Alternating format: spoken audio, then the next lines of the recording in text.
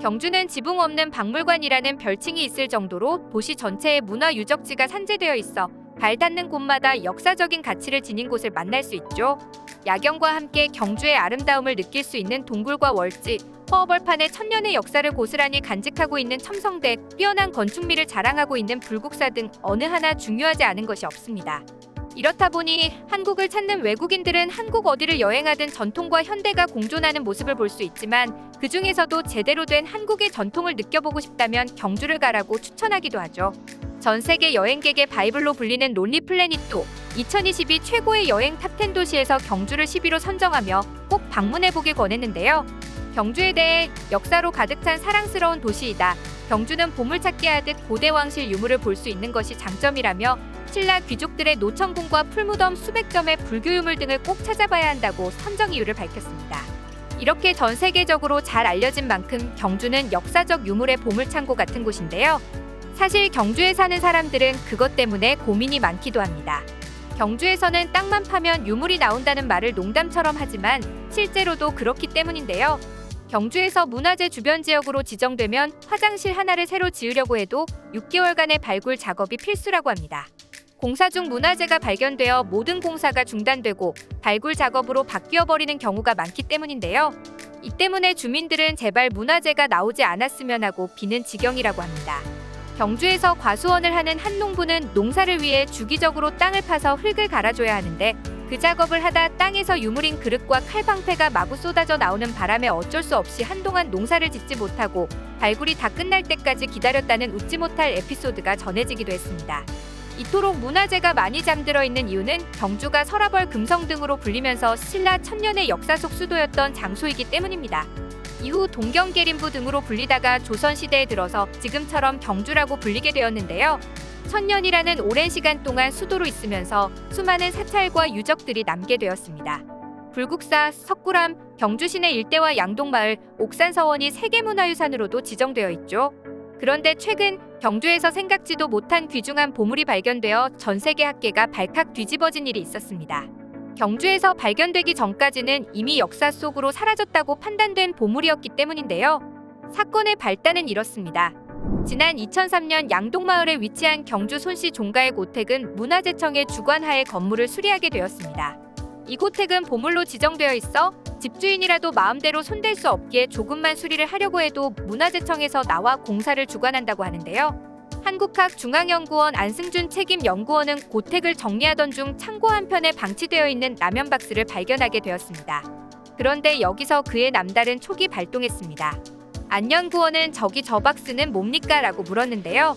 손 씨는 저거요. 종이 부스러기인데요. 아마도 중국 책 같아요. 라며 대수롭지 않게 대답했죠.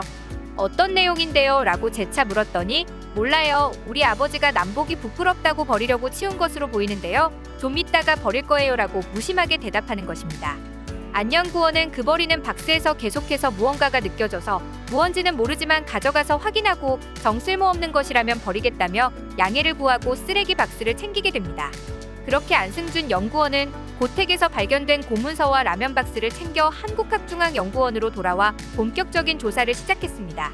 몇 달 동안 고문서에 대한 조사가 이어졌지만 특별히 대단한 발견이라고 할 만한 보물들은 없었습니다. 그렇게 몇 달의 시간이 흘러 드디어 라면 박스 속 문서들을 살펴볼 차례가 되었는데요.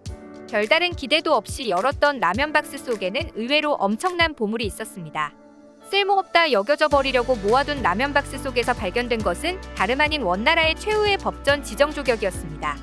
이 법전은 세계 최초일 뿐만 아니라 세계 유일의 원대 법전이기에 전 세계의 학계는 흥분하며 충격에 빠졌습니다. 원나라의 법전이 뭐가 그렇게 대단하고 우리랑 무슨 상관이냐 이렇게 생각하실 수도 있는데요. 지정조격은 원나라뿐만 아니라 우리나라 역사에도 정말 중요한 유물입니다.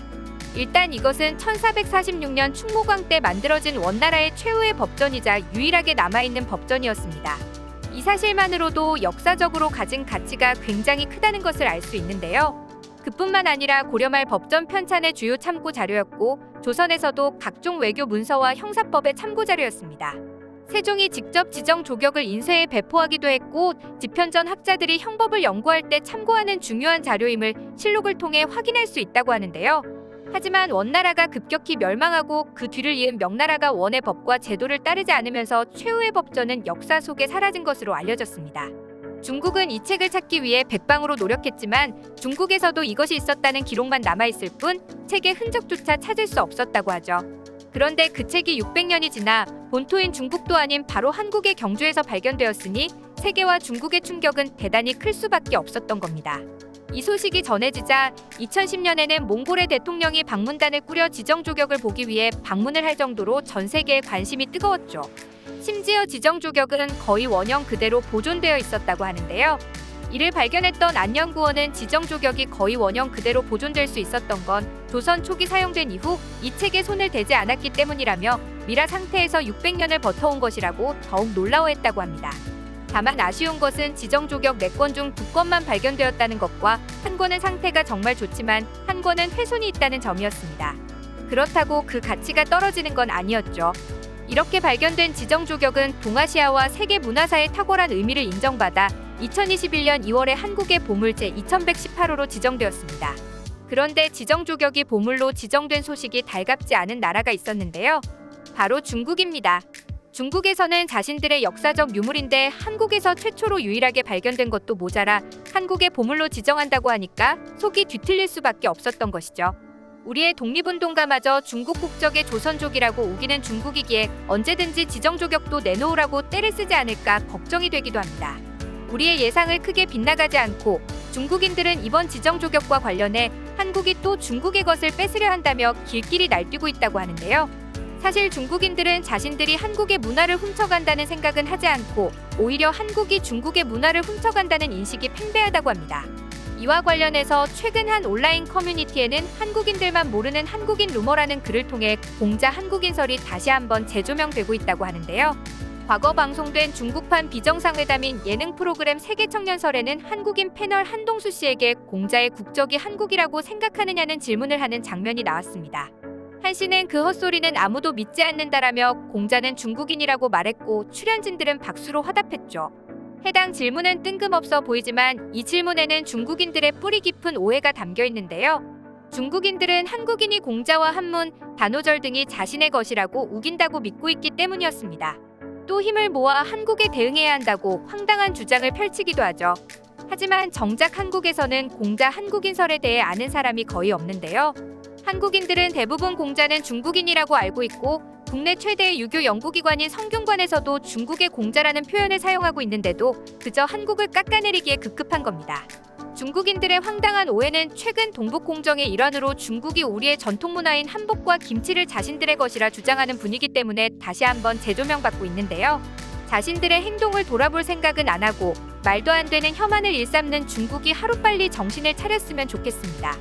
이와 더불어 말도 안 되는 중국의 문화 침탈에 맞서 우리 문화와 유산을 지키려는 노력이 더욱 필요할 것 같습니다.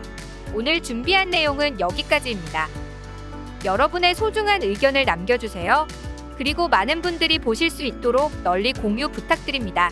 지금까지 코리아주모였습니다. 시청해주셔서 감사합니다.